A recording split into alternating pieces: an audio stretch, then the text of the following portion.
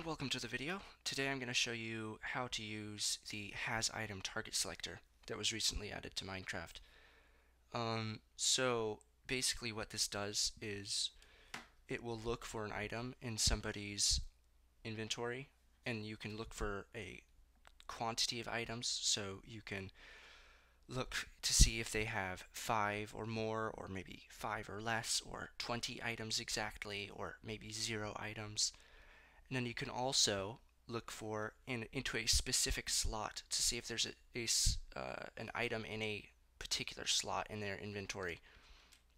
Like you can look in their inventory, you can look at their hotbar, you can look on their armor slots, basically any inventory slot. And you can also do data, so you can look for a specific type of item. I'll get into that later. And yeah, and you can combine all of these things. So you can look for a specific item, and then you can also look in a specific slot for that specific item. So with that said, I'll get into the examples. So I'll just go in here, and this is a target selector, so you basically run it next to a command, so it's not a command in and of itself. So let's say I want to give somebody a diamond, or I'll give all players a diamond, but only if they have a specific item. So what you do is you do HASITEM, and then you do an equal sign, square bracket, curly bracket. Alright, now you see these 5 items here on the left side of the screen. I mentioned 4 of them, I forgot to say one of them, location. It's data, item, location, quantity, slot. So I'm going to start with item. So this simplest thing. So you do item, and then you do equals, and then you can just specify any item that you like. So I'm gonna do, say, potion, right? And then now that's just potion, and potion 1 is a water bottle, or I think it's potion 0 actually. So if you want to specify a particular potion, then you would do a, let's see, I think you do a comma, and then you can do another one of these things. So I'm going to do data, and then a particular data for a particular potion. So every potion in the game has a number applied to it, so that the game can identify what that is by a number. So for example, a health potion is 21. So close that with a curly bracket, and then I'll do a square bracket and then another square bracket. I think that should do it. And then now I could do the rest of the give command. Just do give diamond, and then diamond 0, and then 1. No, I think it's amount, and then, yeah, there we go. Now this command isn't going to run because I don't actually have a potion in my hotbar. So I'm going to get myself a healing potion, which is the item that the command was looking for, potion data 21. And now if I run the command, it gives me a diamond because I have the healing potion. And if I just threw that out and I tried it again, it wouldn't give me. See, it says no targets matched selector up in the top left. Alright, so now I'm just going to run through a few more examples to show you more possibilities. So this is a command we did in the first example, but let's suppose that I wanted to do, actually let me delete the entire command so that I get the autocomplete thing. Let's suppose that we were looking for, say, TNT, or better yet, bedrock. So we want to see if people have bedrock in their inventory. So item equals bedrock, and then we do comma, and then we could do, well, let's see, how can I show off? Okay, let me just show off the quantity thing. It doesn't, you wouldn't necessarily do this command in real life, but whatever. So basically here you put a number, and you can do like 64 bedrock, or 20 bedrock, 32 bedrock, But the cool thing is that you can do numbers like um, 5 or less, or greater than or equal to 5. So if you did just say, for example, 4, that would look for exactly 4 bedrock. And I do believe that if you do not have exactly 4 bedrock, then it won't find this player. But if you want to do 4 or less, then I think it's couple periods and then a 4, and then that's 4 or less. So if I had 4 bedrock or less, so like 3 bedrock, 2 bedrock, 1 bedrock, you get the deal. Then it should return. It should be a success. I'll just do diamond 1. Now see, it gave me a diamond. If I run that again, it gave me a diamond, right? I don't have any bedrock, so I have 0 bedrock, and 0 is less than 4, so it came back as successful. So let me give you another example of quantity. So yeah, I could just do 0. So any player who does not have bedrock just does 0, or it gives me a diamond when I have no bedrock. And I could also do 4 or greater, or any number. I'll just pick another number, like, let's see, 23. 23 or greater. So that's if I have 23 or more. Oops, gotta finish the rest of the command. Diamond 1. Yeah, see, it says no targets match selector. That's because I don't have 23 or more bedrock. Let me get some bedrock here, actually. Let's just get a full stack. So here I have much more than 23, so it should give me a diamond. It did. And if I throw out all of these, or I'll put in like 23, just like that, it should give me one. Yep, because I have 23 or more. And if I threw out 1 bedrock, then it won't give me a diamond because I only have 22 now. So that's kind of how quantity works. Oh, there's actually one more thing with quantity. You can put an exclamation point before the number, and it will look for players who do not have 23.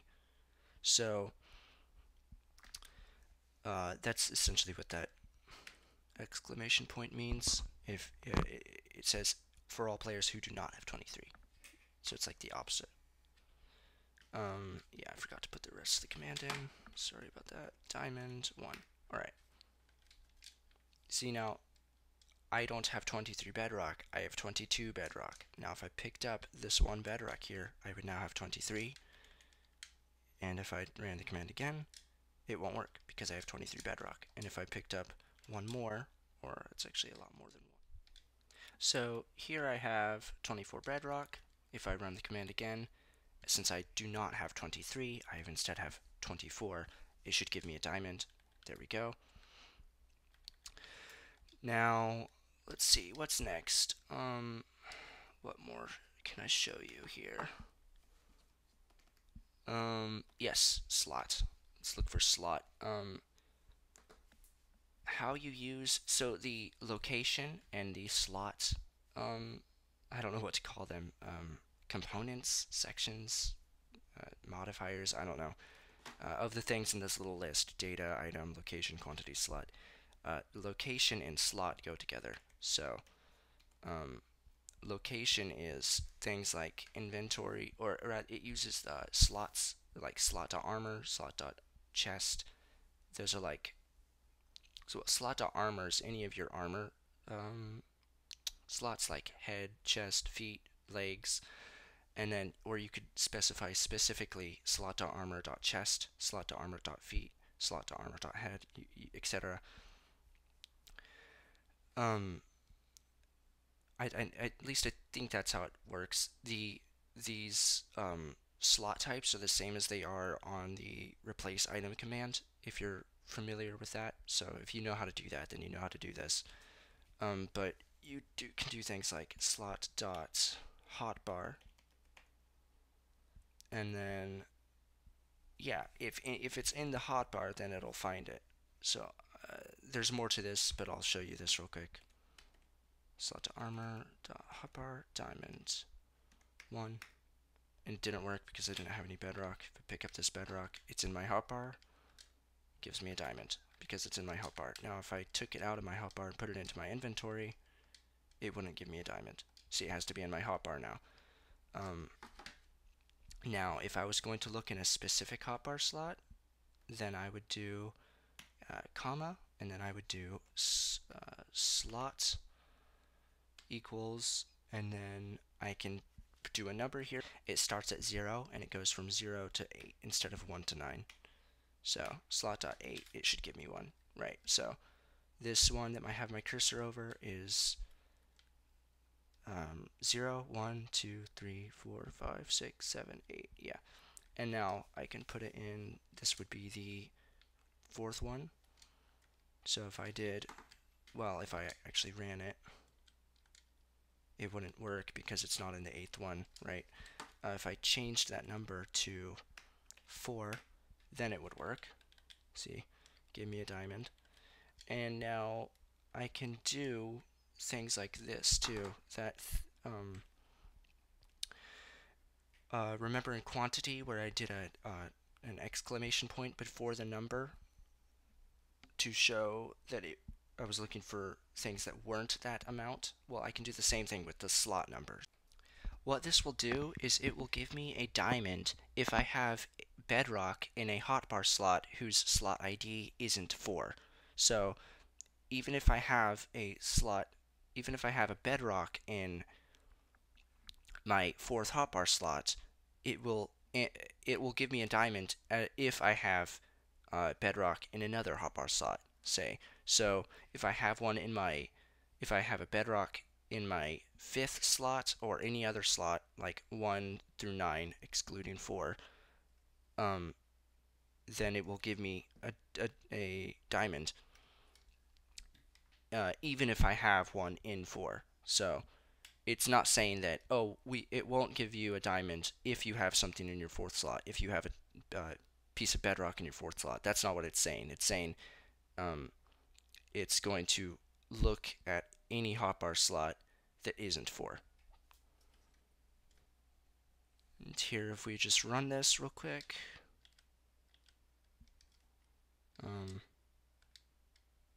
right, so I had a bedrock piece in my 5th hotbar slot, so it'll give me a diamond. If I put one in every hotbar slot, it will give me a diamond, even though I had a bedrock in my 4th slot. It doesn't actually, basically what it's doing is it's essentially just saying it's not going to look in the 4th slot. As long it's essentially looking at the other slots other than 4, because 4 is the one I specified. And if there's bedrock in any of those, then it'll give me a diamond. Alright, so here I made a little contraption that uses this HASITEM target selector, just to give you an example of what it could be used for. So what I've done is I did test for, and then I'm looking for a player with a book. You can see there HASITEM, item equals book, and then I did a coordinate. So I'm looking for a, I did X, Y, and Z, so that's a particular coordinate, and then I did radius equals 3. So essentially what this command does, it looks for a player that has a book that is within 3 blocks of that coordinate that I specified, and that coordinate is 11, 4, 44. So if I just flip this on here, I can demonstrate it. I have a book. If I walk up to this door, the coordinate, by the way, is the block underneath this door. It'll open up. It'll close behind me because I'm no longer within that radius. I'll walk in the radius, and, well, essentially what this comparator is doing is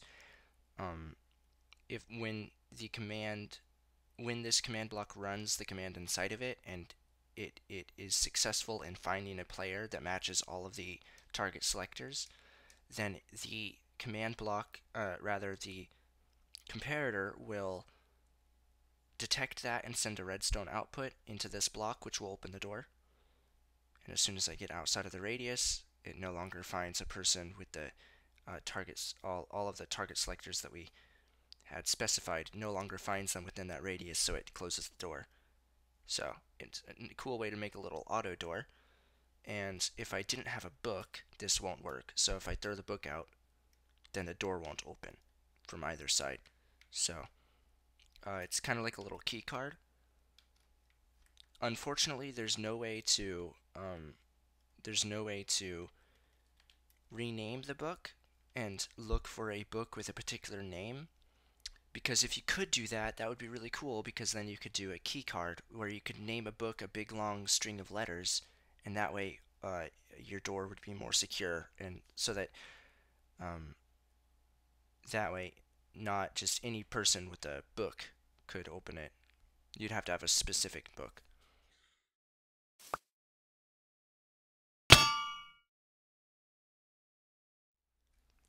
So what you saw there was a trap that I made with the HASITEM target selector. It worked by finding a player with an anvil and then setting and placing an anvil above their head, or 15 blocks above their head actually, and then the anvil drops and then falls on them. So you can use this to make traps kind of like this one. Probably not exactly like this one, because it depends on them not moving after they picked up the anvil, because it only drops it once and it has to hit. But you can make all kinds of traps with this. Alright, so I hope this video was educational, and if you have any questions, then you can leave them in a comment below. I will include a wiki link to the Minecraft wiki, of course, so that you can read about this command if you need any more information about it. And thanks for watching. Goodbye.